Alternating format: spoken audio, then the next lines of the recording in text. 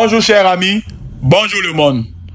Aujourd'hui pour une nouvelle vidéo en physique, notamment les différents exercices sur le cours dipôle RLC, circuit RLC fermé.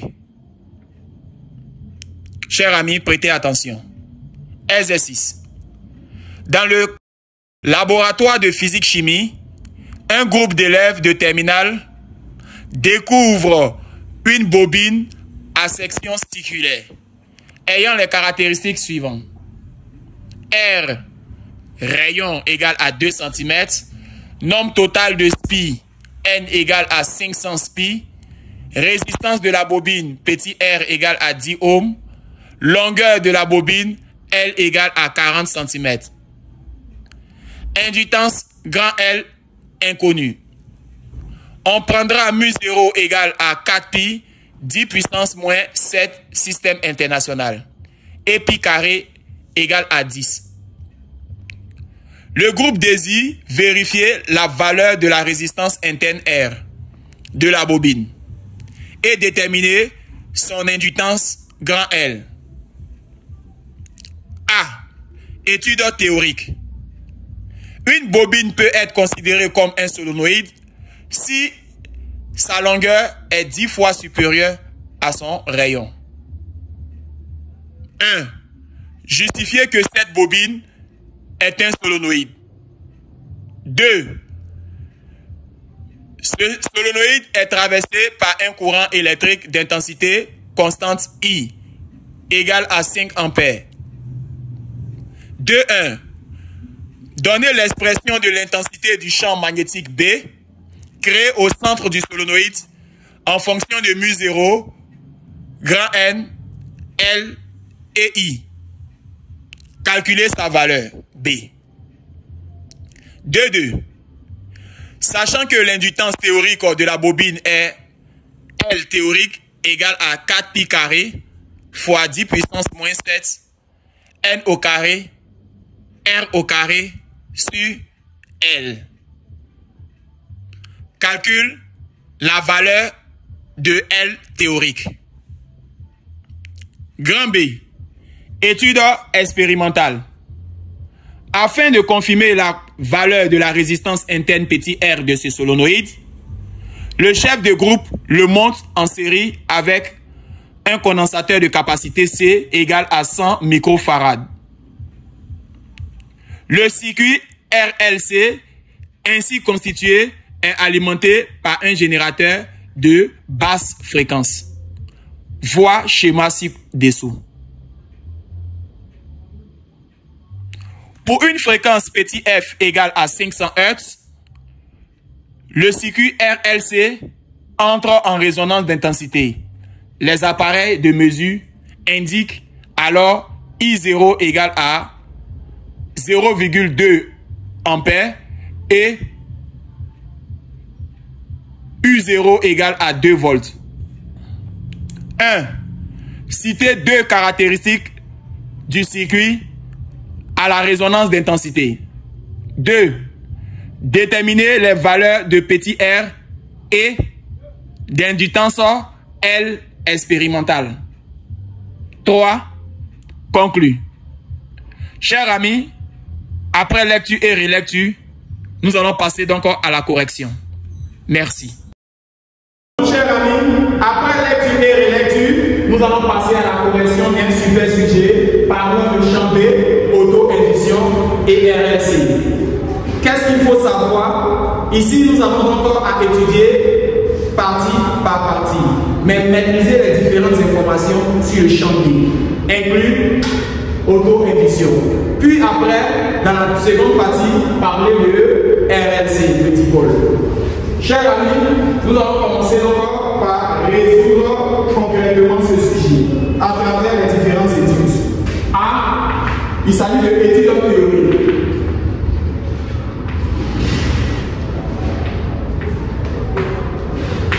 Ici, chers amis, on nous dit que une bobine peut être considérée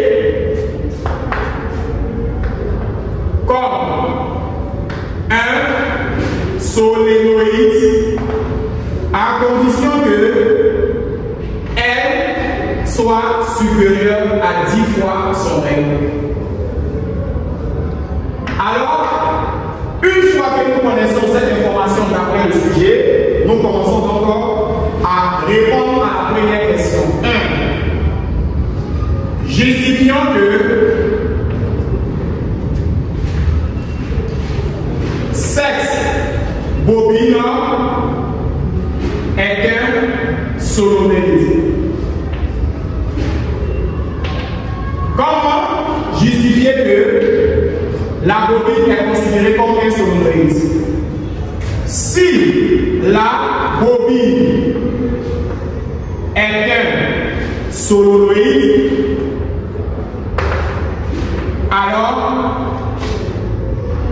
sa longueur est 10 fois supérieure à son rayon, d'où L sur R est supérieur à 10. Vérifions donc cette hypothèse.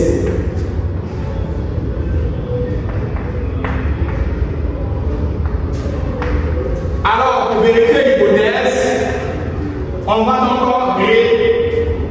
chercher la valeur de la longueur et la valeur du rayon. On aura la longueur d'après les différentes informations qui vaut 40 cm et le rayon qui vaut d'après l'information 2 cm.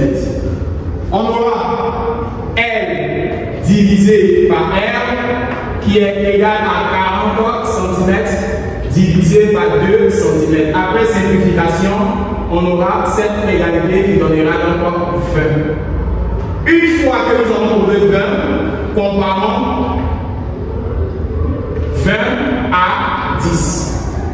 On remarque dans ce cas que l'hypothèse L sur R est supérieure à 10. 20 est supérieur à 10. D'où L sur R est supérieur à 10. Alors, on remarquera que R est supérieur à 10 fois R. En conclusion, la bobine est considérée comme un solenoïde.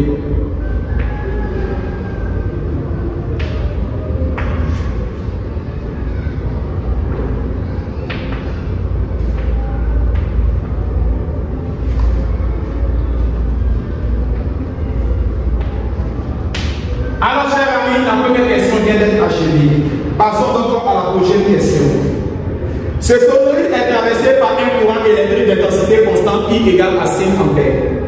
De 1. Donnez l'expression de l'intensité du champ magnétique B créé au centre du solenoïde en fonction de mu0, N, petit f, I et calculer la valeur de B. Chers amis, nous avons encore donné les différentes informations ici. On nous dit que ce solenoïde est traversé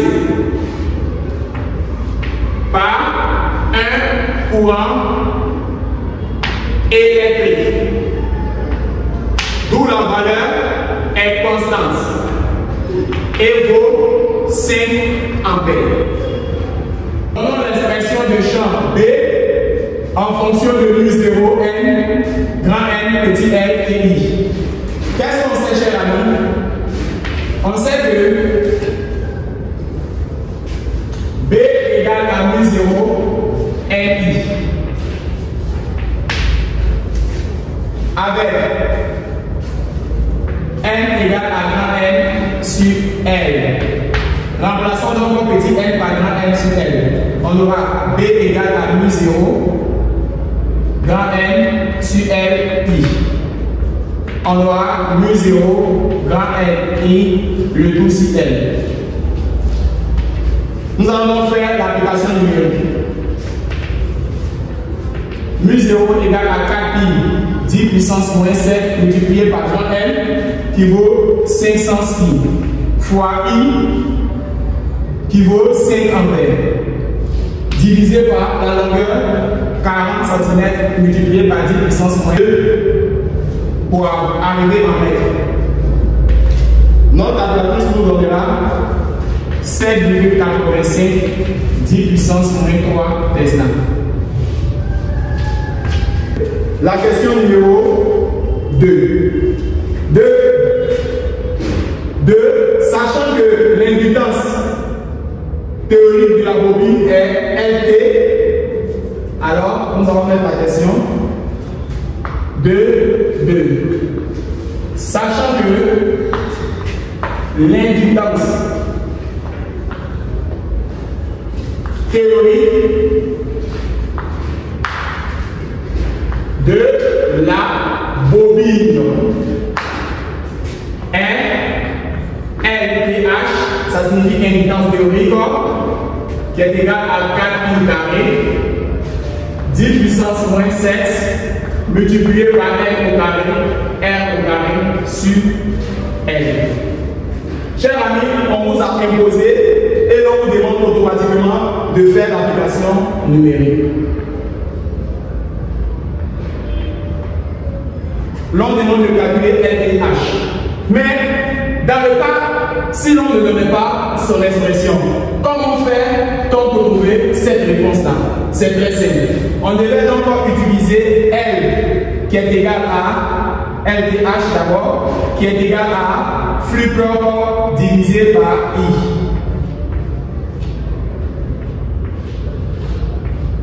Ça vient de l'écriture flux propre égal à L fois I. Que nous allons noter astérisque niveau 1 et deuxième expression de flux propre égale à LBS. C'est ce que j'appelle une fille est nue, belle, sexy, couchée sur le lit. Dans ce cas, on allait donc avoir astérisque 1 égale à astérisque 2. Dans ce cas, astérisque 1 égale à L fois I, quant à astérisque 2 égale à NBS. Dans ce cas-là, on allait dire que S égale à pi fois rayon au carré. Et une fois c'est fait, nous allons donc décortiquer pour trouver cette relation. Mes chers amis, bref, ici l'information nous avait dit d'établir seulement qu'elle existe. Alors nous allons faire l'application numérique simplement. Alors LTH égale à 4 pi 10 puissance moins 4 pi carré 10 puissance moins 7 multiplié par L au carré, R au carré sur L. Chers amis, nous allons utiliser notre calculatrice en remplaçant quelques termes par leur valeur. M vaut 500 qui va être égal au carré fois le rayon qui est 2 cm, qui a fait 2 puissance moins 2 au carré sur la longueur de la bobine qui vaut 40 cm, ça fait 40 puissance moins 2. À l'aide de la calculatrice, chers amis, nous trouvons 10 puissance moins 3 en ligne. Chers amis, nous allons passer à la prochaine étape. B. Ici, B, il s'agit de l'étude expérimentale.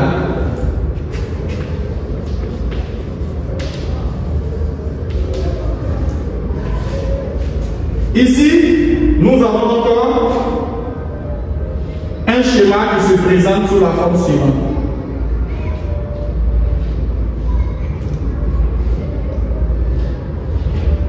GBF, qui est le générateur basse fréquence, alimenté par un ampèremètre, et là, le voltimètre. Alors, chers amis, dans ce cas-là, c'est l'étude expérimentale. Qu'est-ce que l'on nous dit? Le chef de groupe le monte en série avec un condensateur de capacité C égale à 100 microfarad. Le chef de groupe monte en série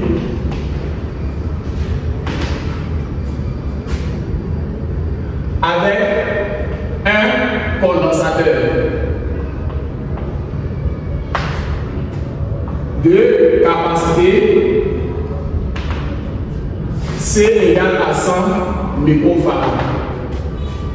Chers amis, nous avons encore un schéma LR, indutance, condensateur de capacité C. Chers amis, l'on dit que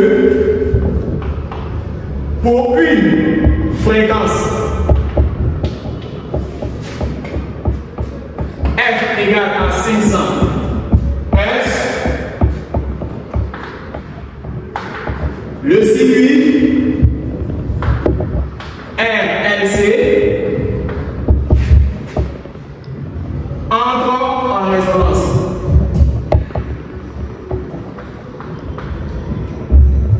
D'intensité. Les appareils mesurent encore indiquent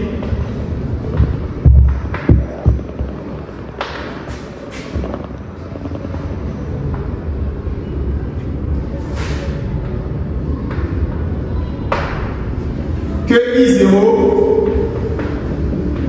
égale à 0,2 ampères et I0 égale à 2 volts. Chers amis, la question posée est de citer deux caractéristiques du circuit à la résonance d'intensité.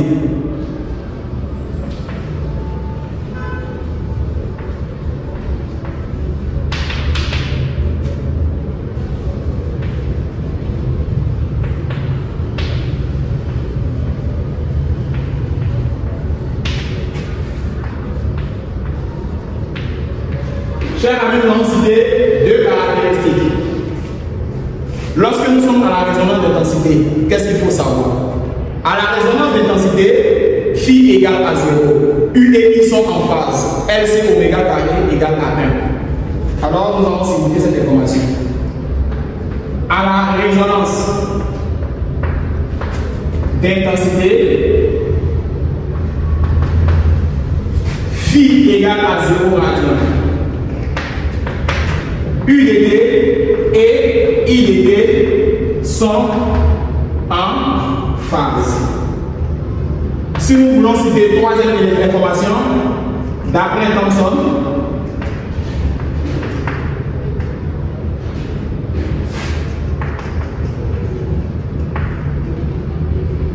LC oméga carré vaut 1.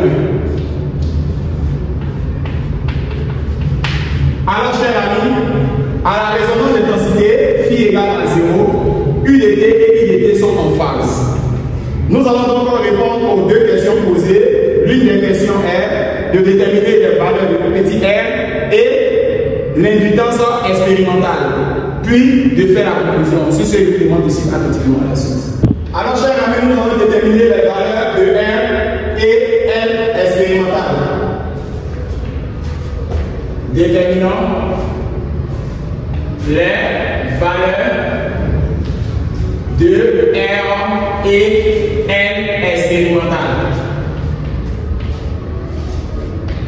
Alors, dans un premier temps, nous allons déterminer les valeurs de R.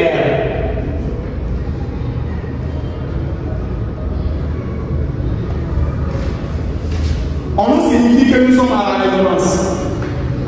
À la résonance d'intensité,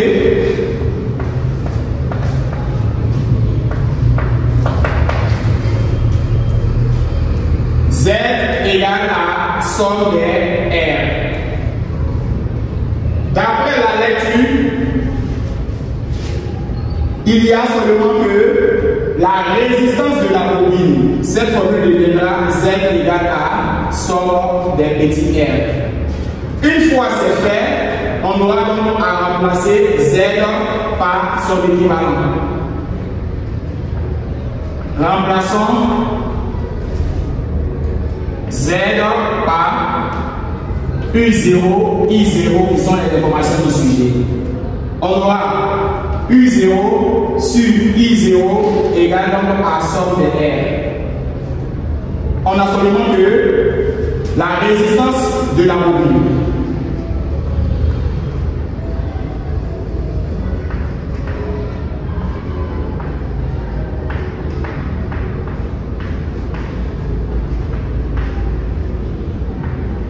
Dans ce cas, notre OPT deviendra U0 si I0 égale à petit R. Dans ce cas, nous pouvons dire que R égale à U0 si I0. Application numérique. Nous allons remplacer U0 d'après le sujet par 2 et I0 par à 0,2.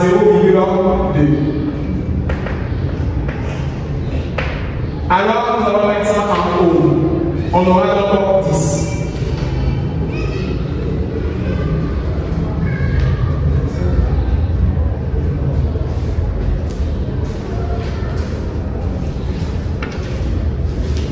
Chers amis, nous allons répondre à la prochaine étape, déterminant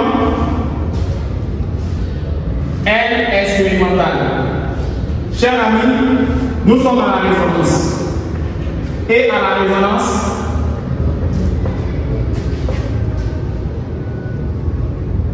L, C, oméga au carré nous donne 1. Avec oméga qui est égal à 2pi fois la fréquence.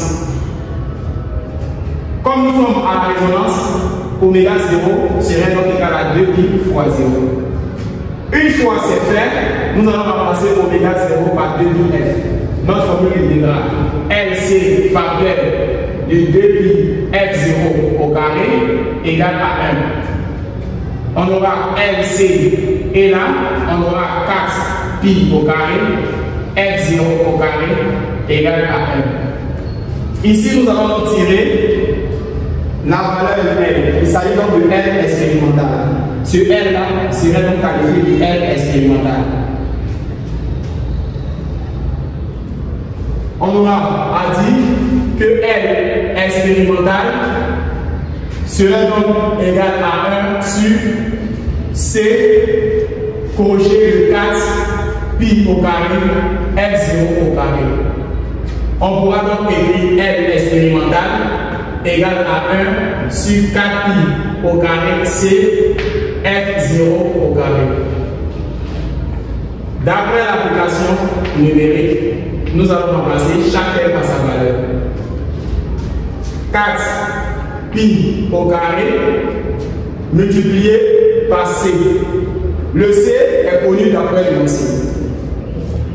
On aura donc C qui est égal à 100.10 puissance moins 6 farad multiplié par F.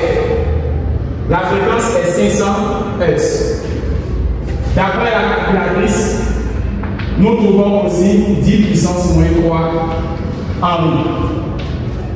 La prochaine question nous demande de comparer, c'est-à-dire de conclure. On remarquera que l'inductance expérimentale est égale à l'inductance théorique. On sait que l'inductance théorique égale à 10 puissance moins 3 en 1. Et l'inductance expérimentale égale à 10 puissance moins 3 en 1. On constate que LT théorique, l'inductance théorique égale donc à l'inductance expérimentale, qui est égale à 10 puissance moins 3 en 1. On peut donc dire que l'expérience a été bien menée. Donc, l'expérience a été bien menée.